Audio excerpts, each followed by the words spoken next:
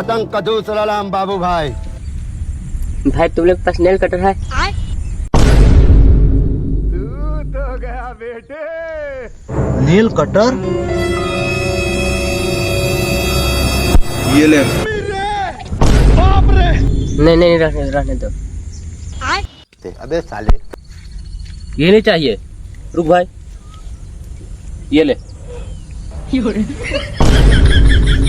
अरे भाई मजाक क्या था, थोड़ा सा तो नाखून है। अरे भाई डर मत ना तू। ये ले। ये मैं गाली नहीं दे सकता। अरे रहने दो भाई। कैसा इंसान है बे? कैसा आदमी है रे तुम लोग? पुराने गैंग में नया आदमी है, तुम लोग डरा दे रहे हो। रुको है, मैं देता हूँ। ये ले। अरे भाई आ रहा हूँ, हाथ का मैदान लग गया।